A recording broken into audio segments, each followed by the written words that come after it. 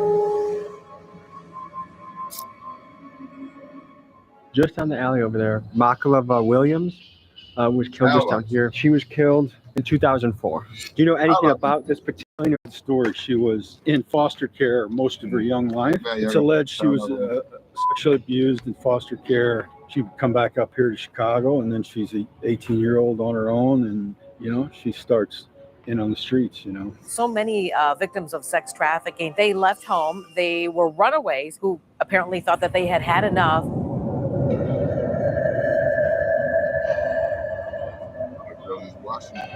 Hear what she said. Apparently.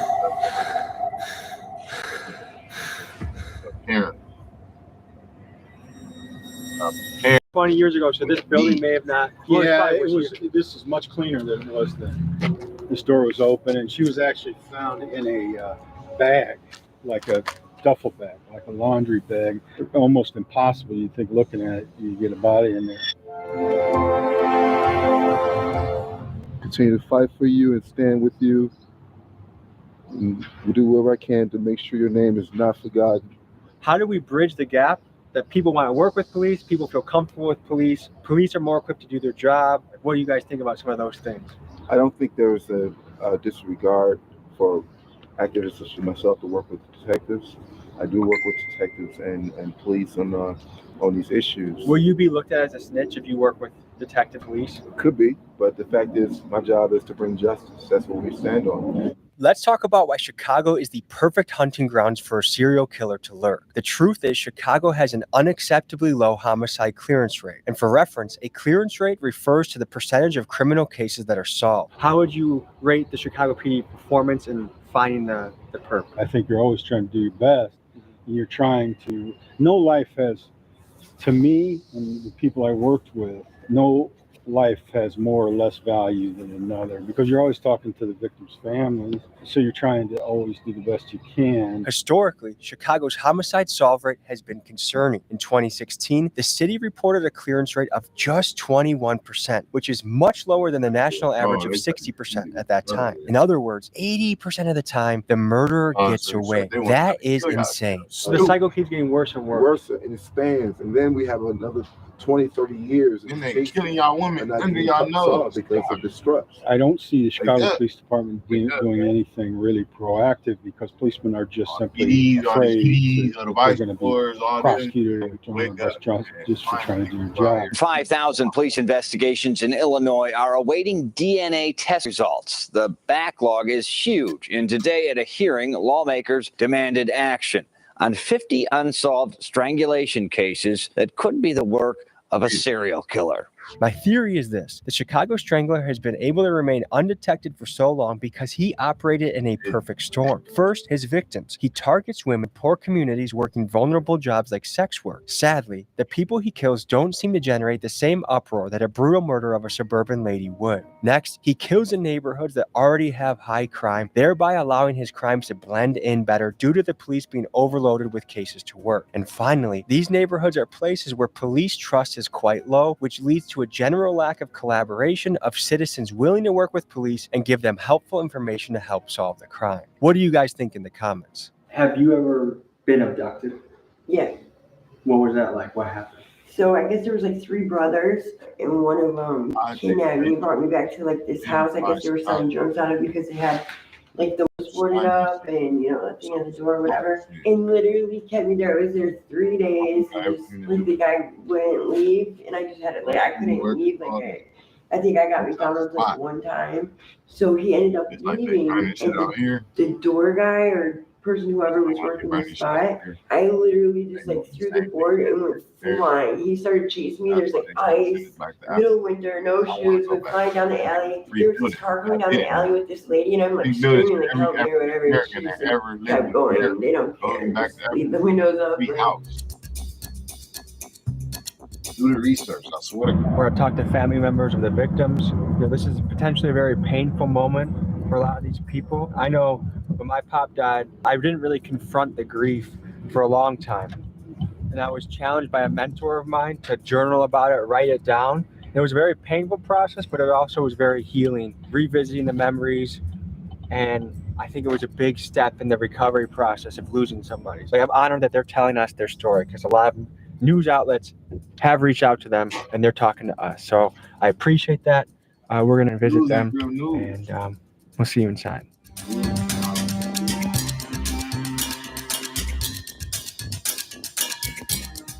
You know, I was involved in as far as from the homicide detective input thing, but the impact of the families, as Mike knows, he tells you know, and he's taking it to a whole nother level. But all detectives know we have to make those phone calls at 3 o'clock in the morning.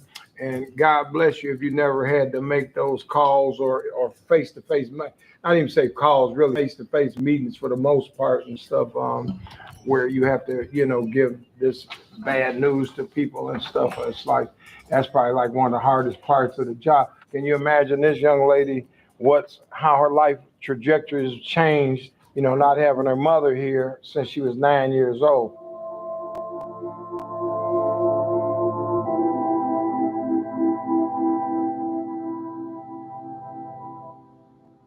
Well, my mother meant the world to me. I love and I really miss my mom.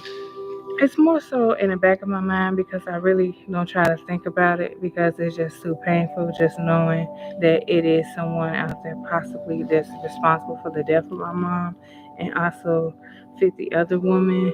I want her to be remembered as a loving, caring, free spirit, very fun to be around person that loves her children. Why do you think they specifically targeted your mom? I think she was just at the wrong place at that time. She was probably stalked and watched. It was a familiar place, and I feel like, you know, they knew her, seen her there before, so it's a possibility. They feel like, you know, she was some type of target, so yeah, I think that's why. What are the consistencies among the victims that the Chicago Strangler is known for? Definitely strangulation. They have been known for body parts missing, torsos. On the west side of Chicago, it was in a 2-mile radius, the victims he killed. On the south side of Chicago, it could be up to 3 to 4 miles. South side of Chicago is a lot bigger, and we believe the number was a lot higher on the south side of Chicago, because you're like, this guy here either got off the train stop or somebody that was a professional known in the community to get away with something like a teacher or, you know, something of that sort that's been known in the community. That's what gets me when I look at those deaths. So this person is methodical, and any gaps makes me think he was either in jail or the hospital. Serial killers should never be off the streets. They all should be locked up and the key thrown away. I don't think that there's no help for them. Teeny weeny component of a cell is buried in their cranium, and it is not going to go away unless there's some type of surgery that can be performed on those type of people. Is there one of these killers that you think is doing the lion's share of the killing? Yes, Darren Dion Vaughn. Darren Dion Van shocked the nation in 2014 when police arrested him for the murder of Africa Hardy in Hammond, Indiana. But what began as a single case quickly unfolded into something much darker. Van confessed to killing at least 6 more women, leading investigators to his victims' remains in abandoned homes across Gary, Indiana, thereby earning him the nickname of the Gary Strangler. But is it possible that Darren could also be the Chicago Strangler? In his confession, Van hinted that he had been killing for nearly 20 years and his style of killing matches with the MO of the Chicago Strangler. Many experts, like Thomas Hargrove, think that Darren could very well be responsible. Because many of the Chicago murders are near the train line, it's easy to imagine Darren boarding the train from Gary, getting out at a Chicago stop on the south and west sides, giving into his killing impulse, then returning home to Gary. What's more is in his confession interviews with the police, Van claims to have victims across multiple states. And Darren Vaughn told police in Hammond, Indiana, he's made a lot of mistakes. 4 or 5 in California. How many in North Carolina? 1, because I ain't stayed long. Texas, I think there's 2. At least 2 in Milwaukee. And there's 3 in Minnesota. I'll say about 7 in Detroit. How many in Chicago? Chicago? A lot. One of the goals of setting out to do this was to try and solve some of these murders. And so with many of the fingers pointing towards Darren Dion Van, we sent him a letter and we reached out to the Indiana Department of Corrections portal in attempts to reach him. Now, we have no idea if the letter that we sent to Wabash Correctional to Darren made it to him. Maybe it didn't make it past security. So we're still waiting for a response so that we can pursue those leads further. A theory of why Darren's claims of killing more women wasn't explored further is that Indiana investigators wanted to lock him away with certainty rather than complicate his case by making it federal. However, experts like Detective Mike Hammond would argue that Darren could not have possibly killed all these women. The Chicago Strangler is thought to have killed till 2018, and Darren, arrested in 2014, was already locked away in prison. And secondly, because of the multitude of DNA samples found in the victims, leading Mike to think that we are dealing with multiple killers. The problem is, with many of the victims being prostitutes, being found with multiple DNA samples is to be expected and just further complicates tracking down the killer. You had a conversation with Darren Dion Van, who some say is the Chicago Strangler, or one of the guys responsible for most of the bodies. Tell me about your conversation with him. He had no problem with talking about the girls he killed in Gary, Indiana, which is exactly 40 minutes from here. Gary, Indiana is across the street, basically, right? But when he talked about Chicago, he said he killed so many he can't remember. And to look at this man, this young man in his face, that was part of the armed services, that looked like he wouldn't even swat a fly, to tell you he don't know how many people he killed, it's sickening. And it hits me to the gut. I know, we're talking about 51, I know it's more than 85. There's no connection to all 85, but there's still 85 women that's been killed in Chicago. We first detected him in Gary, Indiana, where he had, was responsible for most of a cluster of 15 murders of women. And then the algorithm signaled that there was a very similar cluster occurring in Chicago, a much larger cluster. And the Gary, Indiana murders go back to the 90s, but the cluster in Chicago started around 2001. And we think that's when Mr. Vaughn discovered the joys of public transit. We think he took the Chicago Transit Green Line into the city when he had what he called killing urges. Produced a map showing the body recovery sites of these 51, and you'll see a linear pattern of 9 or so victims that occurred right along the Green Line. He has been killing his whole adult life, and he has a difficult time establishing normal relations with women. He speaks to getting killing urges. In fact, you can see his confession at our website. When he gets killing urges, he can't afford his own home, so he was living with his brother and his brother's family. When he would get killing urges, he had to leave. He couldn't stay in the home and possibly harm members of his own family. So he would leave. He would walk around Gary, Indiana, or he would go further afoot. It was a very random murder. They were grabbed and usually killed close to where their bodies were found. Nothing very sophisticated in these murders, just opportunistic. How sure are you that Darren Dion Van has claimed lives in Chicago? Look at him straight in his eye. He's not lying. He killed so many women, he don't know how many. Now, do I think he killed all 51? No. It would be nice to point the finger at Darren Dion Van, accuse him to be the likely suspect of all these murders, get some closure and move on. However, it is impossible that Darren did all these murders. There were 5 murders that happened between 2004 and 2005 that he couldn't have done because he was serving time in an Indiana jail. What he did was, in front of police, he threatened to kill his girlfriend by holding a gas can and lighter in one arm while the other arm was around her neck. 5 murders from 2009 and 2013 that he couldn't have done because he was serving a 5-year prison sentence in Texas for a brutal sexual assault. So there are at least 10 murders from this period that Darren could not have done. This further supports Detective Hammond and Thomas Hargrove's theory that there are multiple killers involved, but unfortunately, it also further complicates this deadly mystery. When was the last time you were contacted by police regarding your mother? I was never contacted. They contacted my grandmother one time, and it was for identification purposes. When I got older, I contacted them, and they didn't even know anything. They barely knew who she was, and said like, "Oh, the case is the file. We delete the files or something like that, or they don't carry the files." What does that make you think? They just don't care. Because I don't think it's a complex case. I mean, she was found somewhere where she stayed, where she frequently visited and hung out at. So, I mean, I don't feel like it should have been hard to find out, you know what I'm saying, who done it, at least, like, yeah, there's like some type of information as to what happened. So some of the comments I've gotten is if all the victims were white ladies that were accountants or middle class, that the murders would already been solved right now. But because a lot of the women are Black women, minority women that are working the streets, no one cares. The cops aren't going to bother. What do you feel about that?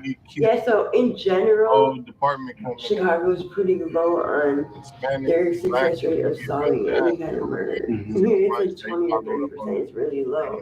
I don't think it's necessarily what color you are. It's just that they know that a lot of those people have like left their homes or whatever. Their families used to them going on binges, missing, you know, so no one will be exactly looking for them right away. So no one's really sure where they are. Yeah, and like a lot of people don't have him, so if they were, like, who's gonna know anyway? So your thought that your mom was got by the Chicago Strangler?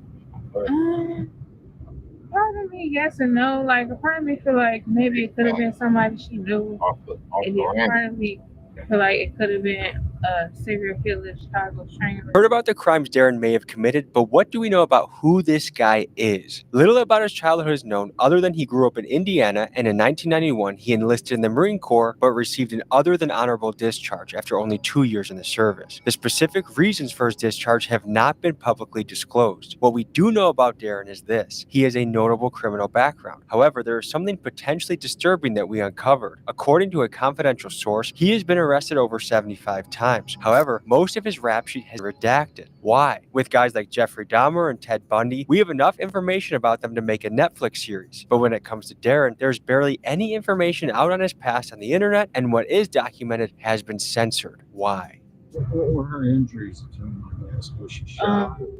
No, she was strangled and just beat up real bad to the point where it damaged her brain severely. She was on life support for 2 years before my grandfather decided to pull the plug.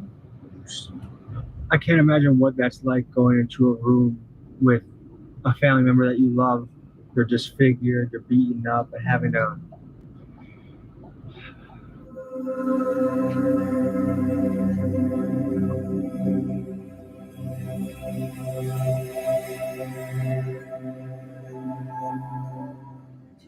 Tiana, so does this alley look familiar to you?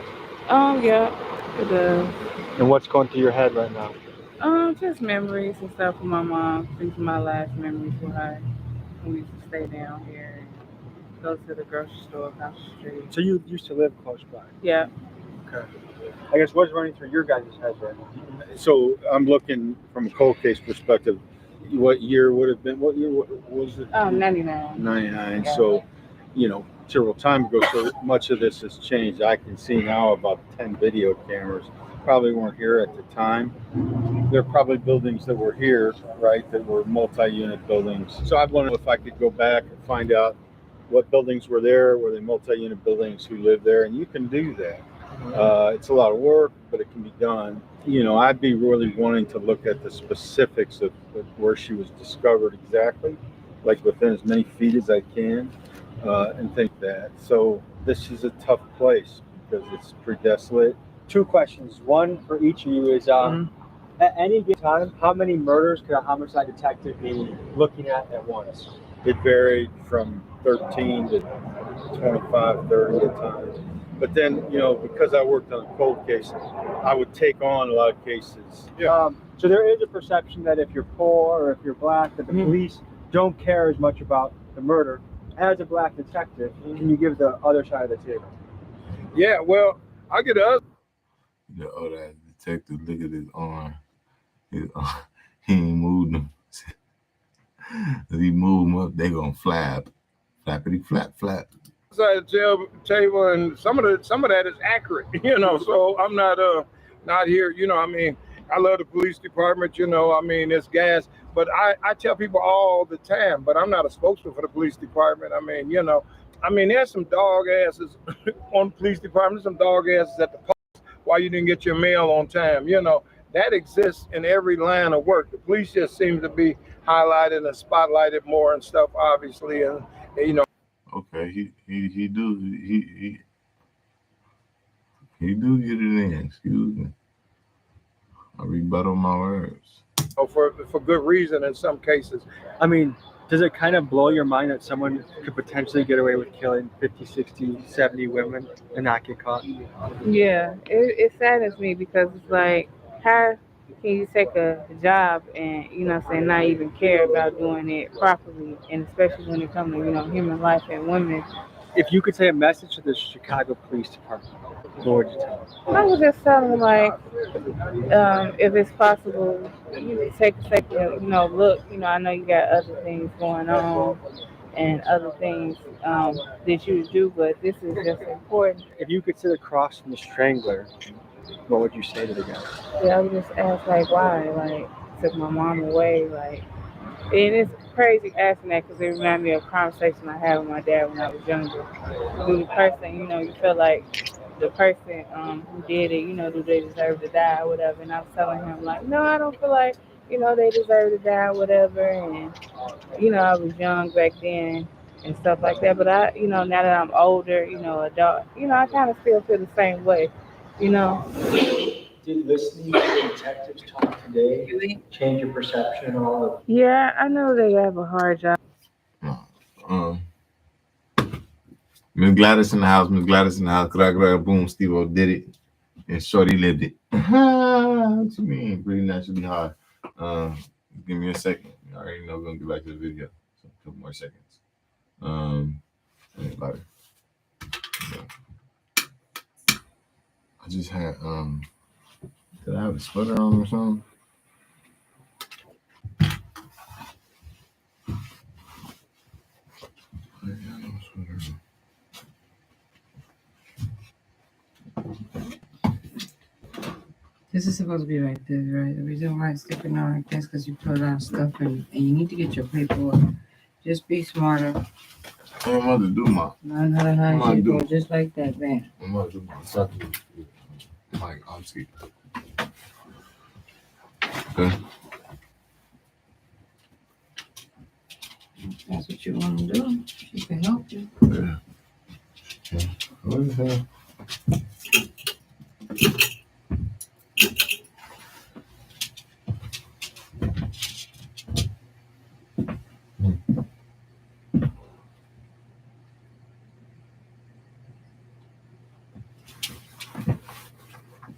But yeah, you're not going. You gotta stay home.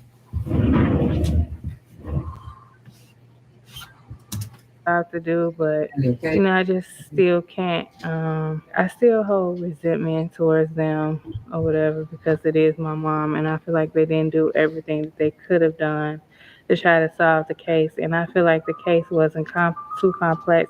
It was things that I feel like that could have been done that wasn't done. Like, and I feel like they didn't care because of race. And Do you think closure would make you feel better? yes, closure would definitely make me feel better. It won't bring justice because my mom isn't here, but definitely just knowing, you know, what happened and why, you know, it happened and why they did this. Even if they say like, oh, I did it because I was high or something. You know, I'll take that. I'd rather, you know what I'm saying, have, you know what I'm saying, partially something on the plate than nothing at all, you know. Folks, the reality is there are still many cases, upwards of 50 to 70 women. Reality is, I feel like Chicago police don't give a fuck about black interest in solving the crimes of black women. So, and I feel like they need to be demoted. Shit. Call my bitch. Yeah, but they don't got. I feel like the community need to do something about it. And if y'all can't find out who it is, y'all sleep at night, y'all need to do a peace treaty to where y'all can find out who this nigga is and just be lurking in the darks just to see like who he think he sneaky on. Like, you think you sneaky? No, we all outside protecting them, got them all as like, you feel me, like bait. And then catching, because the police ain't gonna do it for y'all, champ. Son, I wish it could go like that in a lot of places, but this is just my advice to this situation. Like, it don't make no sense. 20 years. Man, shout out, bro, for getting, you feel me, getting the information out to the community. Shout out to the channel. Go like and follow and subscribe. That shit. Like, comment, subscribe, share my shit always. You feel me? Steve-O did it. Shouts out to bro. So I can make some more content for y'all. You feel me? I love doing this shit. It's just a chill vibe type video. Wasn't on that extra shit. So hope y'all enjoy the rest of y'all day. And I hope all the families that lost their loved ones in here got, you feel me, got through it and was able to get through life and know that they're going to one day be back with their loved ones and they're going to be chilling. So, all love. Steve-O did it. And you did it.